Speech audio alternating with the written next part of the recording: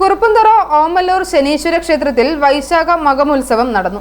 ഉത്സവത്തിന്റെ ഭാഗമായി ക്ഷേത്രത്തിൽ അഷ്ടദ്രവ്യ മഹാഗണപതി ഹോമം, നവകം, കലശം, സാംസ്കാരിക സമ്മേളനം, കലാ സാംസ്കാരിക മേഖലകളിൽ കഴിവ് തെളിയിച്ച വ്യക്തികളെ ആദരിക്കൽ തുടങ്ങിയവ നടന്നു. സാംസ്കാരിക സമ്മേളനം മോൻസ് ജോസഫ് MLA ഉദ്ഘാടനം ചെയ്തു. ശനീശ്വര ക്ഷേത്രത്തിൽ നടക്കുന്ന എല്ലാ സത്കർമ്മങ്ങൾക്കും എല്ലാവിധ മംഗളാശംസകൾ നേരുന്നു. മനുഷ്യനന്മയ്ക്ക് ആത്മീയമായ ചൈതന്യം, ആധ്യാത്മികമായ ഉണർവും ഈശ്വര ഭക്തിയിലൂടെയാണ് നമുക്ക് ലഭിക്കുന്നത് എന്ന വിശ്വാസം ഭാരതീയ സംസ്കാരത്തിൻ്റെയും ഭാരത ജനതയുടെയും ജീവിതത്തിൻ്റെ തന്നെ അടിത്തറയായിട്ടാണ് കാണാൻ കഴിയുന്നത്.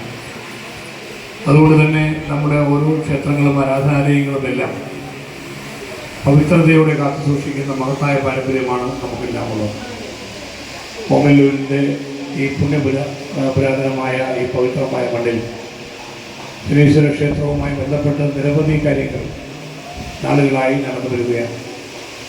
ഇവിടെ സൂചിപ്പിച്ചപ്പോൾ തുടക്കം മുതൽ ഞാനും വിവിധങ്ങളായ ചടങ്ങുകളിൽ പങ്കെടുക്കുന്നുണ്ട്.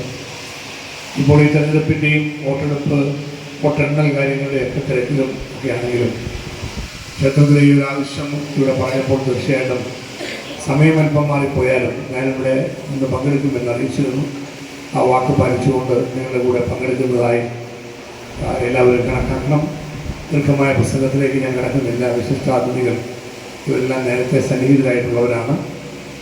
ഞാൻ ദീർഘമായ പ്രസംഗത്തിലേക്ക് കിടക്കാതെ നിങ്ങൾക്ക് എല്ലാവർക്കും എല്ലാവിധ മംഗളാശംസകളും നേർന്നുകൊണ്ട് ശനീശ്വര ക്ഷേത്രത്തിൽ നടക്കുന്ന ഈ പുണ്യകർമ്മങ്ങളോടനുബന്ധിച്ച് നടക്കുന്ന ഈ സമ്മേളനം ഔപചാരികമായി ഉദ്ഘാടനം ചെയ്തതായി അറിയിച്ചുകൊണ്ട് എൻ്റെ ചുരുങ്ങിയ വാക്കുകൾ ഉപസംഹരിക്കുന്നു. എല്ലാവർക്കും നമസ്കാരം. ഏറ്റുമാനൂർ രാധാകൃഷ്ണൻ അധ്യക്ഷത വഹിച്ചു. യോഗത്തിൽ ബാലഗോകുലം സംസ്ഥാന ജനറൽ സെക്രട്ടറി KN സജികുമാർ മുഖ്യപ്രഭാഷണവും സ്വാമി ഹരിഗിരി അനുഗ്രഹ പ്രഭാഷണവും ആർഷശ്രീ ശിവമയി സ്വാഗത പ്രഭാഷണവും നടത്തി.